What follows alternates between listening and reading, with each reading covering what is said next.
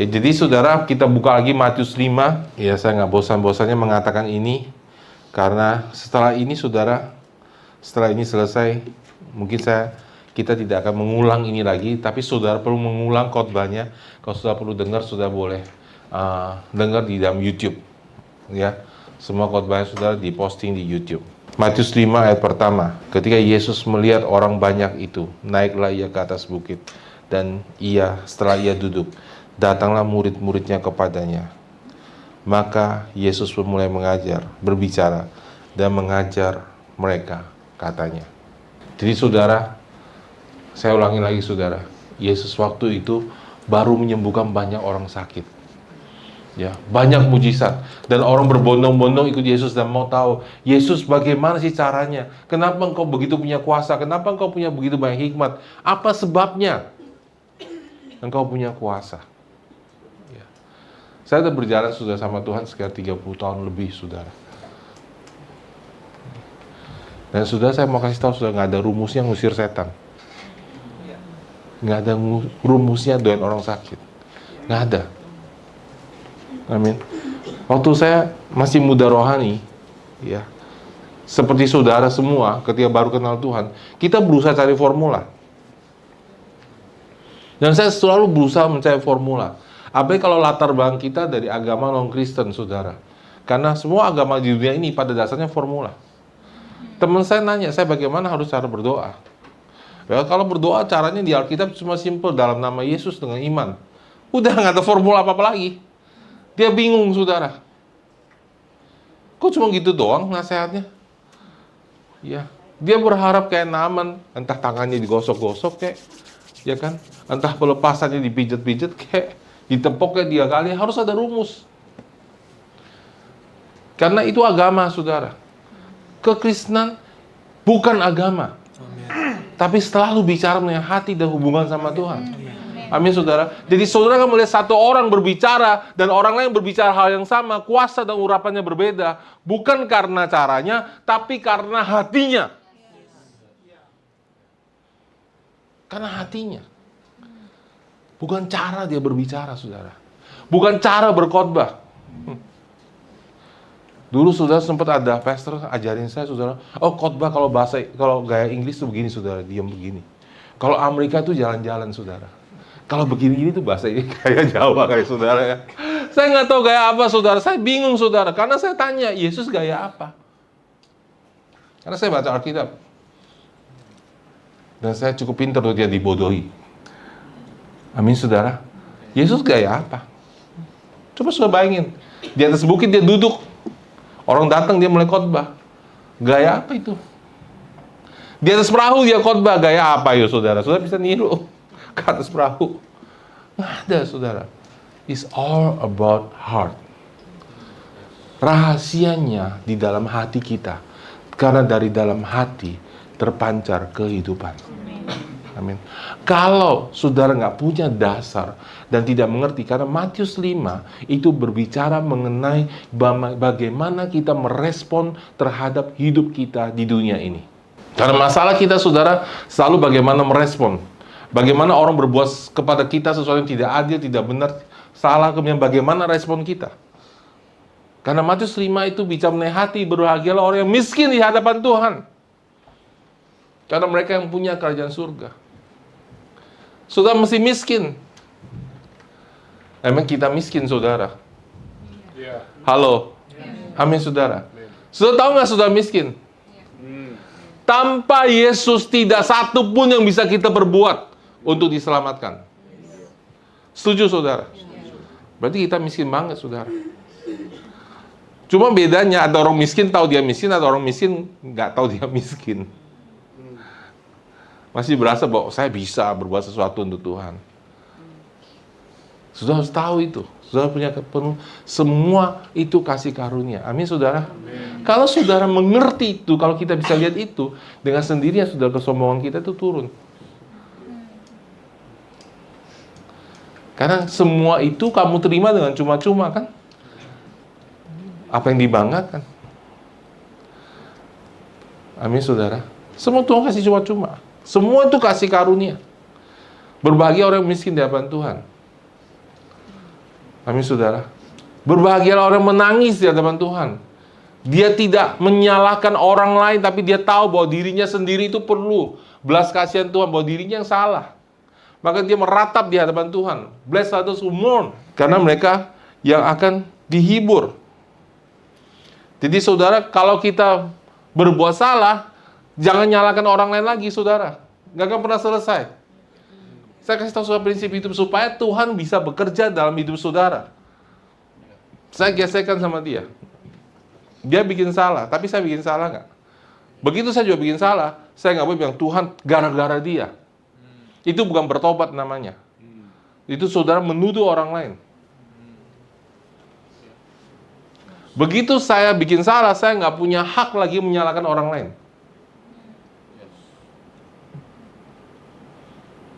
Ngerti nggak saudara? Supaya saudara dihibur, menerima kasih karunia Tuhan. Nah, orang nggak tahu ini, saudara. Banyak orang kalau bertobat, ya saya sih salah, tapi gara-gara dia melanggar prinsip kerajaan Allah. Jadi Roh Kudus nggak bisa bekerja dengan maksimal, dengan dahsyat dalam hidup kita. Kita tuh stuck, nggak bertumbuh. Amin, saudara. Lama sekali. Karena kita pikir kita harus beresan sama orang lain. Terus beresin. Coba aja suami istri beresin, seumur hidup juga nggak beres, taruhan. Yang baru nikah, percayalah. Oke, kita tuh berjalan lebih lama. Coba kan udah ketawa dia, udah tahu ya kan. Mengerti itu udah pewayuan, ketawa dia. Nggak bisa selesai. Saya udah coba, saudara. Ya, si A ngomong gini, si B ngomong gini. Oke, kita ketemukan, kita hadapin. Ngomongnya apa yang benar, ayo. Nggak ada yang bohong ya, nih A sama B. Tetap aja ngomongnya beda, saudara. Pusing, saudara. Komunikasi tetap salah. Nggak bisa. So, jadi prinsipnya adalah, saya kalau salah depan Tuhan, itu saya harus bertobat dan membenarkan diri saya. Posisi saya depan Tuhan harus beres gitu. Amin, saudara. Jangan orang lain. Amin. Orang lain tanggung jawab dia sama Tuhan.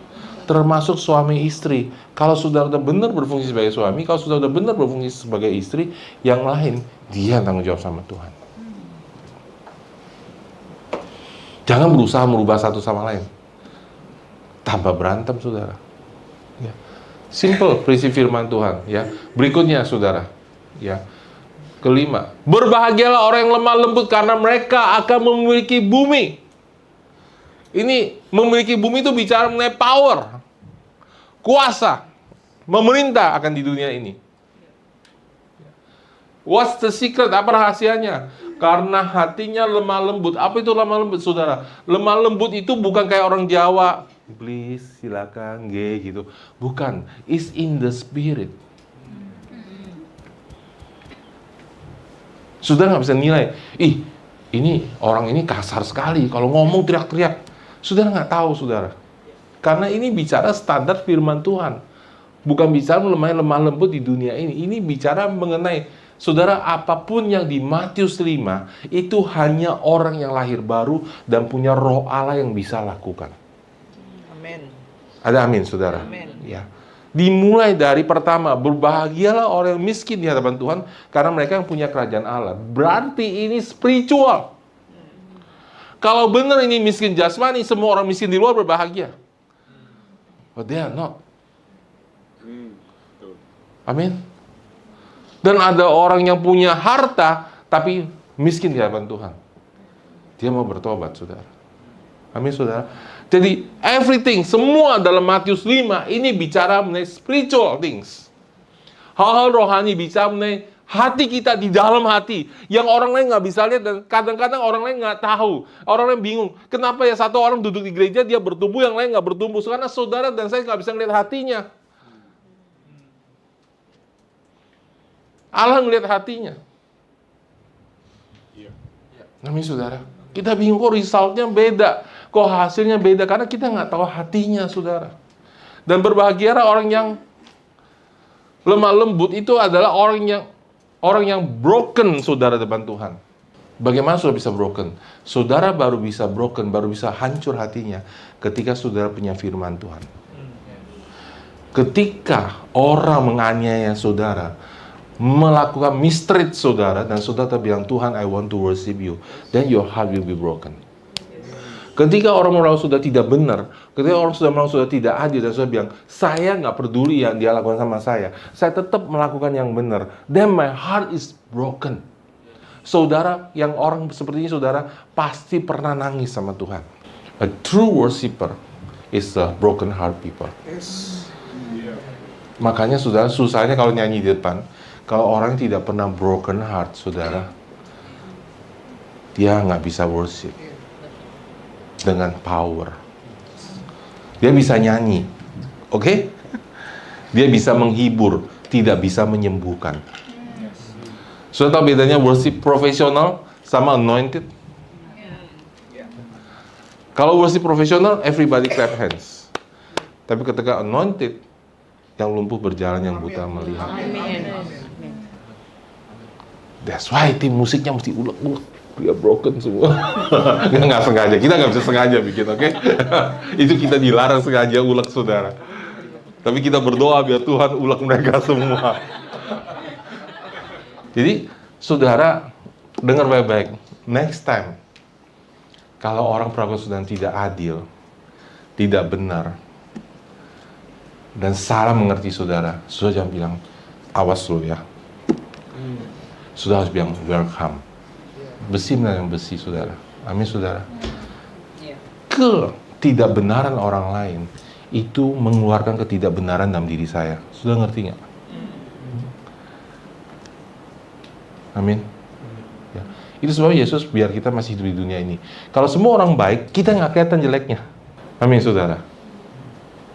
Waktu menikah kan kelihatan yang kaget gitu. Wih, shock gitu.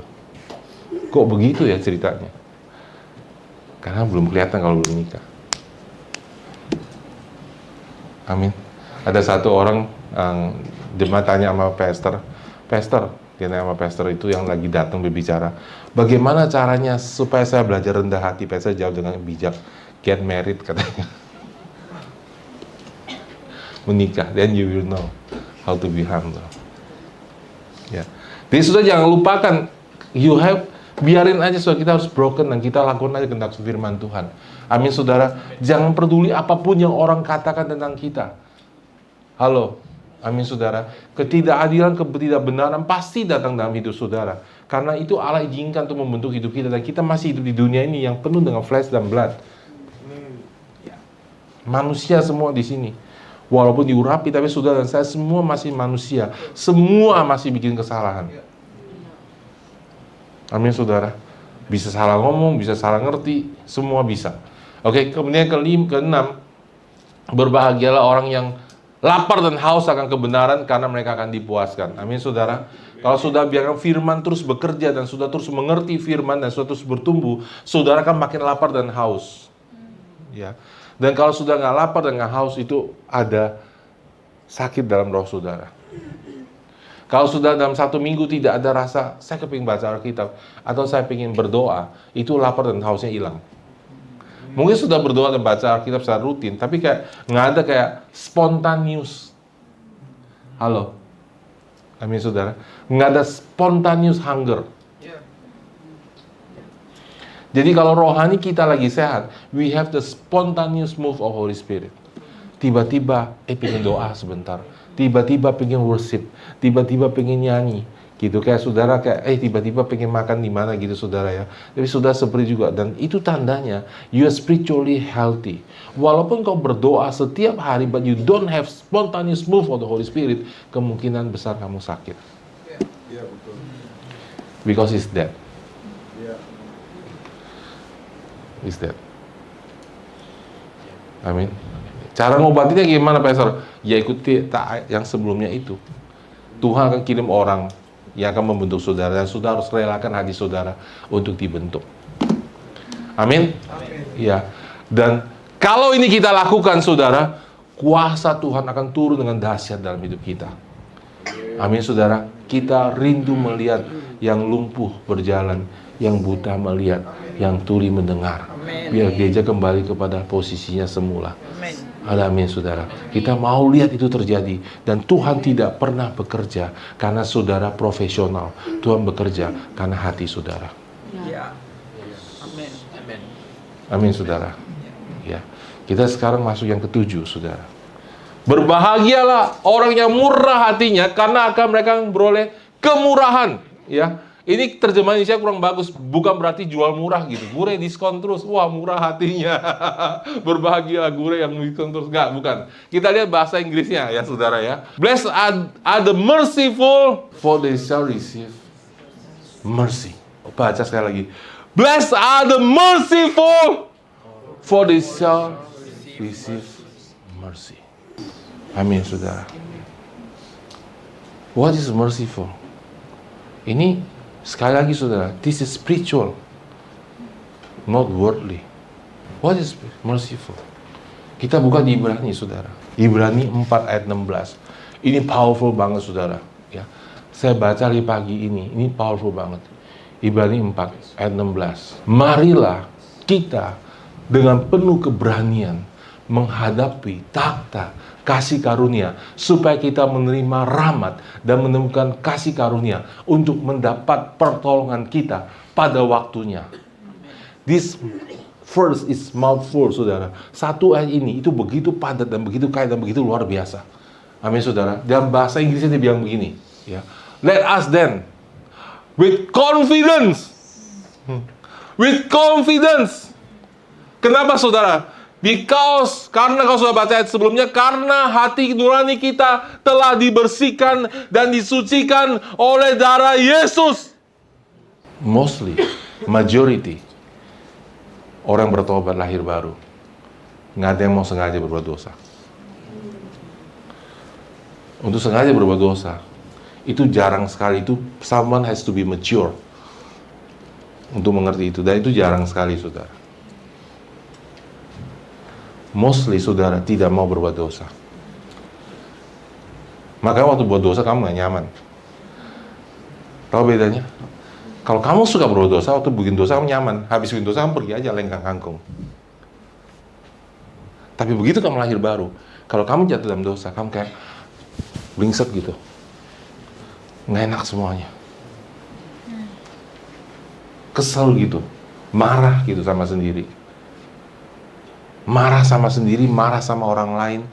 Kok saya bisa begini? Siapa yang mengerti saya maksudkan apa? You see? Karena kalau anak yang baru lahir baru, masih baby rohani, they don't understand cara Tuhan bekerja, mereka nggak ngerti the grace of God.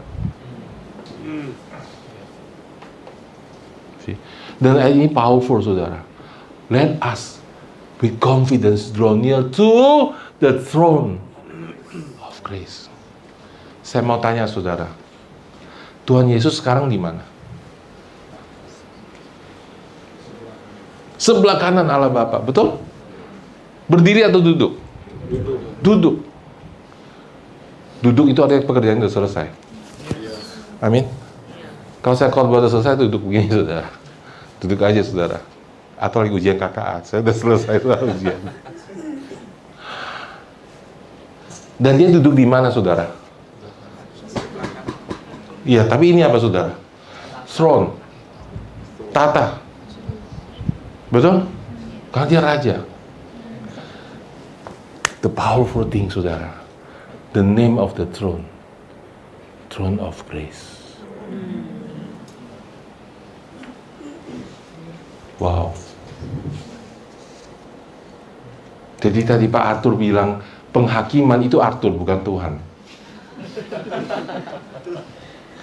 But the throne where Jesus sit now is the throne of grace. Yes. Amen. Kalau throne of judgment, you come to receive judgment. No, sekarang bukan waktunya judgment. Jadi when you come to God, the throne where God sitting is the throne of grace. Amen. To give you mercy and grace at the time of your need. Jadi kalau saudara datang sama Tuhan bilang, Tuhan lihat tuh, anak itu nggak bagus Tuhan, hukum dia. Sudah salah tempat. Yeah. Halo, you hear me? Halo, amin saudara. Kalau sudah datang ke situ dan bilang, Tuhan, saya nggak suka tuh orang Kristen lihat tuh, dia ingin saya lah, dia bohong saya, dia kecewain saya. Tuhan hukum dia, biar dia tahu rasa. Bakar dia Tuhan.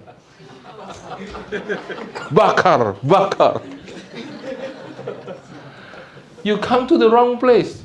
Karena the throne that God is sitting right now is the throne of grace. Ada amin saudara? Takhta di mana Tuhan bicara sang duduk sekarang ini adalah grace. Jadi orang datang ke situ, halo dengar baik-baik saudara. Ketika orang datang kepada Allah, itu bukan untuk menerima keadilan. Bukan untuk terima penghakiman. Karena kalau kita bicara pengadilan, kita bicara penghakiman kan? Benar atau salah. Kita semua bersalah dalam banyak hal. Halo saudara. Amin saudara. Dan kita datang ke takhta itu, datang ke depan Tuhan. There's only one reason to receive mercy. Ini kan bicara sama orang percaya. Marilah kita. Jadi dia ajarin kepada orang-orang Kristen zaman itu, you need to come to God. Untuk terima mercy and grace. Why mercy? What is mercy? Mercy, belas kasihan, selalu bicara mengenai forgiveness. Why forgiveness? Because you and me still make mistake. Masih bikin salah. Apalagi anak yang baru lahir saudara. Jatuh bangun lebih sering. Dan kalau dia nggak ngerti, dia jatuh bangun terus. Dan dia kalau nggak ngerti lagi, dia dituduh, dia terhilang. Kemarin ada satu anak ngomong sama saya bagus sekali. Pastor gereja saya mirip gereja pastor, tapi tempat saya nggak ngerti tentang grace. Kalau sudah nggak ngerti tentang grace, susah ngerti how to move in the spirit. Because you bingung. Saya ini orang benar atau orang berdosa? Setiap kali kamu berdoa, kamu nggak punya confidence. Come on. Amin saudara. Untuk doa saudara dijawab Allah, saudara dan saya harus orang benar. Dan saudara dan saya tidak mungkin dan tidak pernah bisa menjadi orang benar kecuali karena darah Yesus. Kecuali itu kasih karunia, baru kita bisa dibenarkan. Siapa yang berani ngomong di sini, keluar dari sini, saya tidak satu pun dosa saya buat, gak mungkin. Jadi saudara, orang datang ke situ di depan Tuhan untuk menerima mercy. What is mercy? No punishment for your sin. Yes, amen. The forgiveness of your sin. That is the throne of God.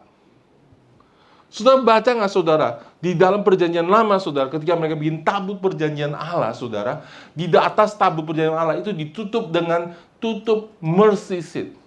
Dan ketika mercy seat itu dibuka, mereka lihat di dalamnya hukum Taurat, mereka mati. When you touch the law, you will die. Why? Because you cannot do it. Jadi isi tabut itu nggak pernah boleh orang lihat, ditutup sama mercy seat. They speak about the forgiveness. Tuhan nggak mau lihat dosa saudara, nggak mau kesalahan saudara, nggak mau lihat kelemahan saudara. Dia hanya mau lihat satu orang, Yesus Kristus. Saya bingung kalau orang nggak percaya grace, terus hidupnya pakai apa? If you're not under grace, you have the choice under the law. You have to do yourself. Jadi kalau saudara percaya you have to do yourself, saudara nggak boleh nginjilin orang kamu percaya Yesus pasti selamat. Saudara harus bilang kamu percaya Yesus mungkin selamat. Karena nggak tahu perjalanan hidup kamu. Logik nggak saudara? Dan Yesus nggak bisa bilang barang siapa percaya padaku dia pasti punya hidup yang kekal. It violates. Firman nggak mungkin berlawanan dengan firman. Amin. So it's the mercy seat to receive mercy and find grace. Amin saudara. Grace itu ada sesuatu yang kita nggak mampu lakukan tapi Tuhan kasih. Amin. Kita lagi lamar kerja, semua orang ditolak, kita lamar teng duduk 2 menit, oke kamu diterima. Ya kan? Mau libur hari Sabtu orang lain dipecat sudah diterima. Betul? Sudah pernah ngalami itu? Nah itu saudara. Hari Sabtu bos yang lain bilang, lu kalau mau masuk, ya Tisha pernah ngomong itu, pernah ngalami itu, betul? Ya. Jangan kasih tahu yang lain-lain, kamu aja boleh. Right? Grace. Ya. Halo, amin. Jadi saudara, anak Tuhan itu harus hidup di bawah mercy dan grace. Nggak bisa dengan sistem dunia ini. Saya harus banting tulang 365 hari. Nggak bisa ke gereja dong saudara. Halo, ada amin saudara. Oh, kamu lihat saya berhasil karena saya berusaha keras. Karena saya bekerja keras dari masa muda. It's not Christianity. Saya nggak bilang saudara nggak harus kerja. Tapi saya bilang saudara nggak perlu banting tulang. Tulang cuma satu, jangan dibanting-banting bro. Tulang. Sudah punya limit. Jam kerja ada limit. Saya nggak bilang males saudara ya. Pasti jam kerja saya cuma 2 jam sehari. No, it's not what I mean. Okay? Please, okay? But you have your limit. Kita punya limit. Kita perlu punya waktu untuk berdoa. Kita punya waktu baca Alkitab. Kita punya waktu bersekutu sama Tuhan sama teman-teman. Kita punya waktu untuk punya sama keluarga. You have limit. Terus gimana? Pastor, saya bisa berhasil. Orang dunia kerjanya sampai malam nggak pulang loh. Sampai ditinggalin istrinya, tinggalin anaknya. Sampai keluarga berantakan. Kaya sih iya, tapi keluarga berantakan. Terus saya gimana? Mercy and grace of God. Kita sukses itu karena mercy and grace of God.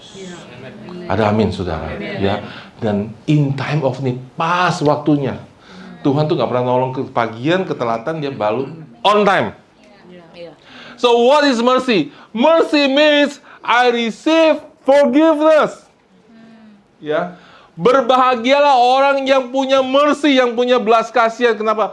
Karena mereka akan menerima belas kasihan. Which mean artinya yang ayat tadi, tolong Matius 5. Blessed are the merciful, for they shall receive mercy. So what is merciful? Bagaimana saudara tahu saudara punya belas kasihan? Karena ini semua spiritual. Aduh, kasih orang makan di pinggir jalan, belum tentu. Belas kasihan terbukti ketika kamu di-offend, kamu dilabrak halnya, hidupmu haknya, disalahgunakan sama orang lain, tapi kamu bisa mudah mengampunin dia. Ada satu orang saudara, ya, dulu bergereja kita, sopan sekali, baiknya minta ampun. Kalau ulang tahun selalu diucapin saya cuma kasih tahu orangnya segitunya, care, ke gereja baik orangnya. Baik sekali ngomong sopan, nggak pernah kata-kata kasar, nggak pernah kelihatan marahnya. Saya udah lupakan, saya udah ini. Tapi suatu ketika saudara, dia terbentur masalah, miskom, datang pandemik, akhirnya miskom, kecewa, marah, pahit. Kemudian saudara, dari 4 pastor yang kita ada, 3 datang ketemu dia, nggak mau ngampunin. Sampai pengen kembali ke kepercayaan yang lama. Itu tidak merciful. Amin? That's not merciful. Merciful is spiritual. I repeat, merciful is spiritual. Belas kasihan itu roh, bukan perbuatan. Jadi orang yang di sebelah itu, yang mereka melakukan sesuatu perbuatan sosial, itu bukan belas kasihan. Anything spiritual, apapun yang rohani, itu punya spiritual power, kuasa rohani untuk membebaskan orang lain. Semua yang Tuhan suruh kita lakukan itu punya kuasa rohani untuk membebaskan orang lain. Termasuk baptisan air, itu kuasa rohani, bukan simbol. Amin saudara. Bukan janji saya akan hidup baru, bukan. Sudah hidup baru waktu Yesus masuk dalam diri saudara. Tetapi saudara waktu melakukan baptisan air, you have the power. Termasuk perjamuan kudus, itu bukan simbol, it's power. Di dalam perjanjian baru selalu bicara power. Jadi saudara, kalau mercy-nya saudara benar, itu people get set free. Worship is spiritual. Kalau sudah worship-nya benar, hadirat Tuhan itu turun. Tuhan bekerja. Karena sudah berikan hati saudara sama Tuhan. Saudara lagi tidak berikan skill saudara boleh memang harus punya skill. Oke? Ya. Tapi ketika sudah worship di depan, semua itu harus dilupakan. Because now you worship God. Amin, saudara. Now you worship God. Karena saudara mimpin orang banyak, saudara punya skill supaya orang banyak bisa menikmati. Kalau saya worship sendiri, saya nggak punya skill, saya menikmati. Busian enggak. Dia berisik. Saya enjoy, Tuhan enjoy. Yang penting saya enjoy, Tuhan enjoy, malaikat tidak pingsan udah. Tapi kalau worship di gereja, ya perlu punya skill supaya yang lainnya nggak pingsan kan? Betul, saudara? But at the end of the day, it's about the heart. Yes, agree. Amen. It's about the heart. The power always flow from the heart. Kuasa selalu datang dari hati. Jadi merciful di sini, ini spiritual, roh. Kalau saudara ngulang, nggak bisa ngampuni orang, nggak bisa ngampuni orang, nggak bisa ngampuni orang, karena saudara tidak punya koneksi sama Yesus.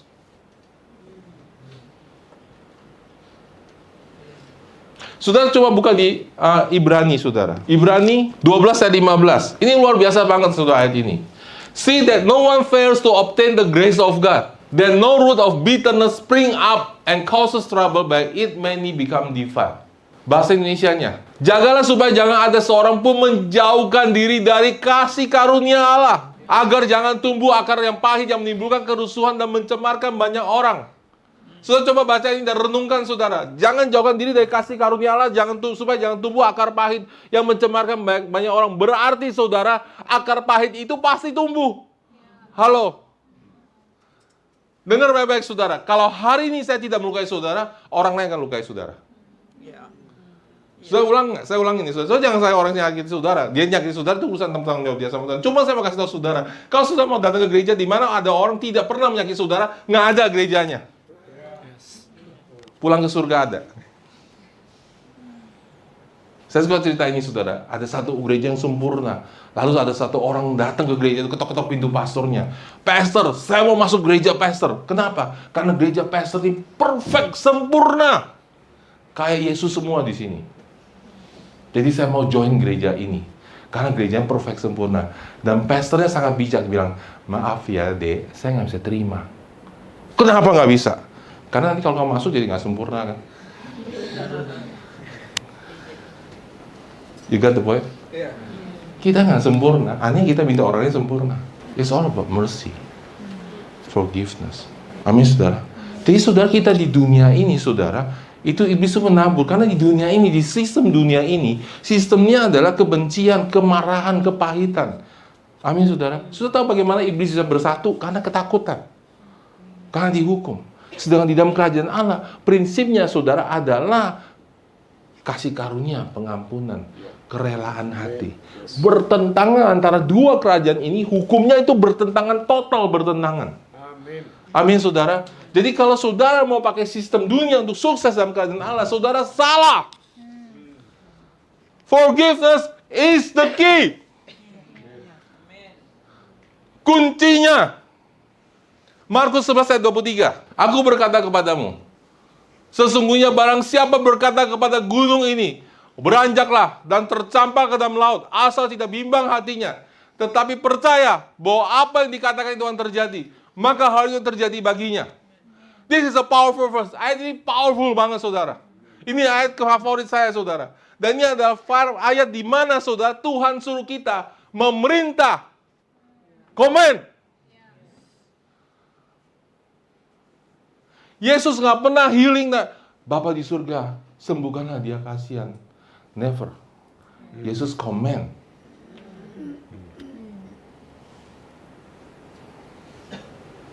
Amin. Kemarin ada anak baru bertobat, saudara. Dia bilang sama iblis, iblis kamu terganggu ya sama saya, makanya ganggu saya. Saya bilang, ngawur, jangan gitu ngomongnya. You don't negotiate with the devil. See? Saudara, waktu Yesus masuk ke bait suci, iblis bilang gini, what do I have to do with you? Apa urusanku dengan kamu, Yesus? There's nothing antara kamu dan Tuhan dan iblis itu yang sama. Nothing. Itu yang aku nggak kenal kamu, asing kita ini. The principle, the way of thinking, totally be different with Jesus. Kenapa kita susah mengusir setan? Kenapa susah mendoakan orang sakit? Karena cara kita berpikir seringkali masih kayak orang dunia. You campur di dalamnya. makanya nggak punya power. See, so Jesus said, dari sini Yesus bilang, this is very important. Dia bilang, aku berkata kamu barang siapa, berarti siapapun di sini. Halo, amin saudara. Udah pasti orang percaya kan, dia bilang dengan iman kan, percaya kan saudara. So this is pasti bicara barang siapa nih, believer bukan unbeliever. Clear ya saudara. Jadi barang siapa di sini, anyone wants. Wow. Dan kalau dia komen kepada this mountain and say be thou removed, asal tidak bimbang hatinya, tapi percaya bahwa apa yang dikatakan terjadi, maka hal itu akan terjadi baginya. Powerful nggak saudara? Powerful. Any mountain loh saudara. Terus ada yang terjemahin, enggak, Yesus maksudnya nggak begitu. No, it's any mountain. Udah barang siapa? Betul? Amin saudara. Kalau ini kita lakukan, beres masa hidup kita. Every mountain bisa, kecuali suami istri is not a mountain. You cannot move them. Okay? You cannot say beranjaklah istriku dan tercampar ke dalam laut, nggak bisa saudara. Okay? No way, sorry ya. That one's no one. Okay, jangan gitu suami bilang beranjaklah tercampar ke dalam laut, this cannot. Okay? Anything bukan anyone. Okay? Apapun. Maka hal yang terjadi baginya. Kembali ayat 24. Karena itu berkata kepadamu, apa saja, karena apa saja yang kamu minta dan doakan. Kata lagi, apa saja. Sudah percaya nggak firman Tuhan? Sudah tahu nggak Kak, yang sebelumnya, sesungguhnya aku berkata kepadamu, itu bahasa aslinya amin, amin. Double amin, double jaminan. Truly, truly. Kalau sudah nonton film Passion of Christ, dia ngomong amen, amen, I say to you. Jadi Yesus bilang, 2 kali gue jamin, ini Tuhan loh. 2 kali dia jamin. Double confirmation. Jadi pasti, apapun yang kamu katakan, beranjak ke dalam laut, itu akan terjadi. Oke? Kita nyalain tolong semua ayatnya. Kita one day akan bahas itu. But let's go first. Kita belajar dulu ayat ini. Ya. Dan apapun yang kamu minta, apa saja kamu minta, percaya kamu telah menerimanya, maka hal itu diberikan kepadamu. Oke? Bukan sudah terima baru percaya. Oke? But then pertanyaan, then the next verse itu luar biasa saudara. Dan jika kamu berdiri untuk berdoa, this is the only, satu-satunya, the only syarat yang Tuhan ngomong. Nggak ada lagi saudara. Ya, the only. Dia bilang gini, sekiranya ada barang sesuatu dalam hati untuk seseorang, ampuni dia.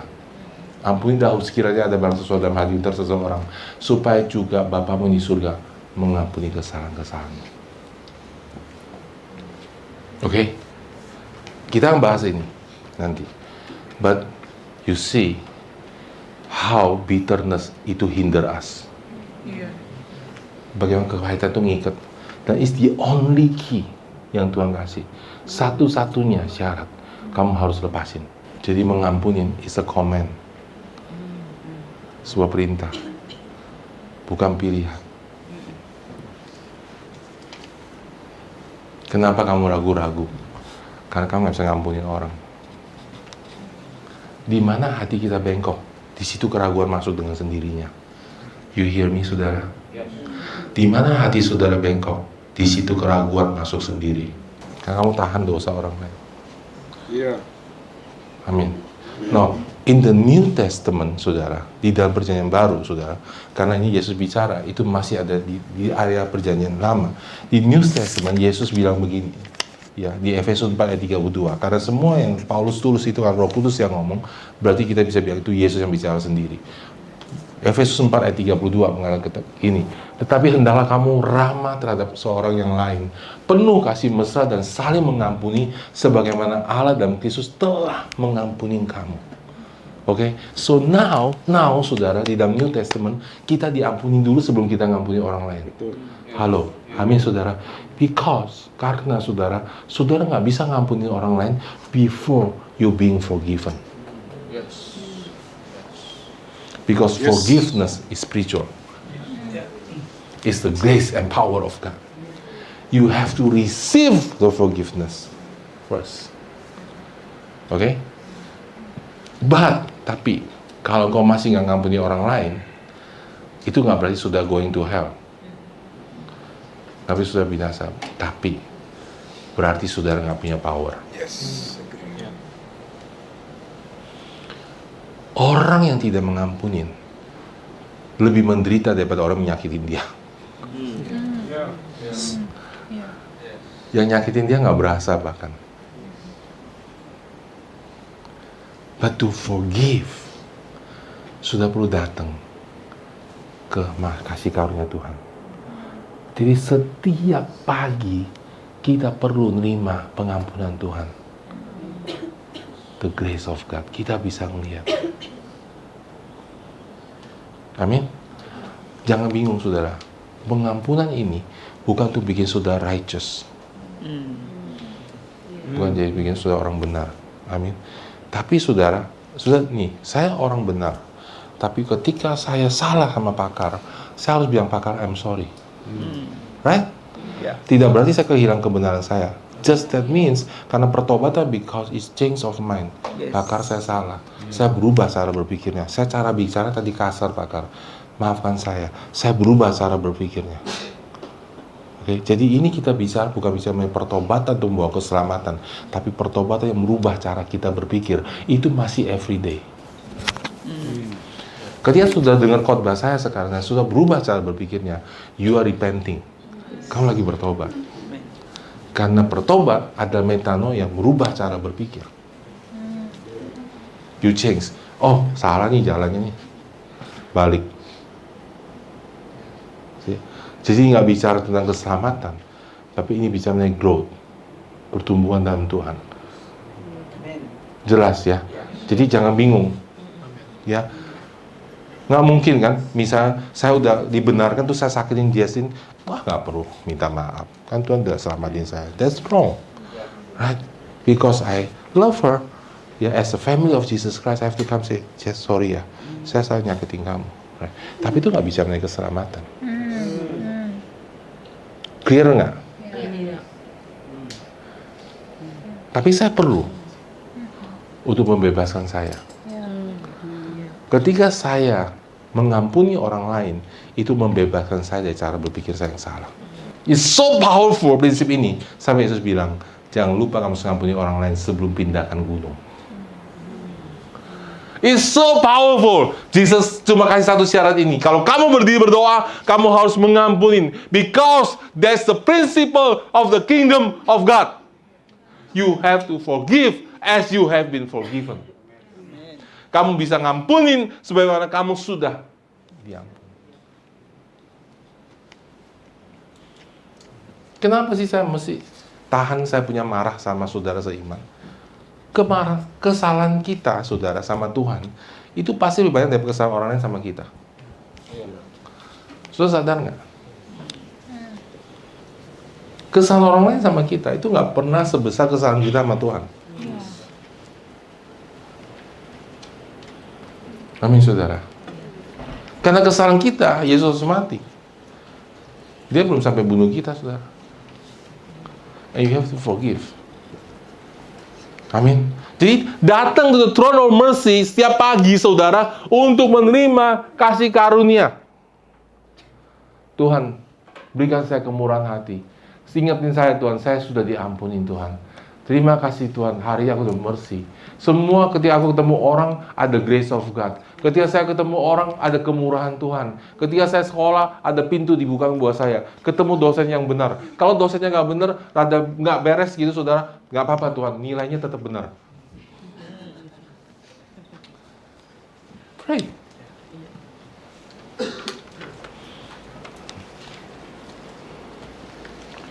Terima itu every day. It's the principle. Maka Yesus bilang, kalau kamu harus mengampunin 7 kali 70. Emang satu hari saya jalan itu salah injek kaki Billy. Sorry ya. 3 kali. Kali keempat, Billy pasti bawa saya ke rumah sakit. Pasti sakit jiwa apa hari ini injek kaki saya terus. Itu baru 4 kali ya. 7 kali 70 kali. 490 kali bikin salah sama kamu. Yang bikin salahnya udah capek gitu. Karena harus ulang kesalahan yang sama loh. Jadi kenapa Yesus bilang kamu harus sampai 7 kali 70 kali? Karena 7 itu angka sempurna. Sampai kapan kamu ngampunin? Sampai hatimu berubah. Jadi orang yang mengampuni seperti Allah mengampuni. Sampai itu jadi gaya hidup. Nanti itu jadi gaya hidup. Saudara disakitin biasa aja. Oke, oke. Saya ngerti. Karena saudara kepenuhan kasih karunia Tuhan. See, you receive too much goodness of God, so you cannot be bitter anymore. There's no reason for you to bitter. Halo, dengar baik-baik saudara-saudara kekasih kita. Saudara dengar baik, hidup mati kita itu ada di tangan Tuhan. I repeat, hidup mati kita orang benar itu ada di tangan Tuhan. Saudara dengar nggak? So no one can hurt you. No one can bring you out of your destiny. Yes. Kecuali saudara ketipu ikutin. No one. Kalau Allah sudah mau memberkati saudara, nggak ada yang bisa menghalangin. Sudah nggak perlu koneksi, nggak perlu warisan, nggak perlu apapun. Kalau Allah sudah mau bekerja, you cannot stop Him.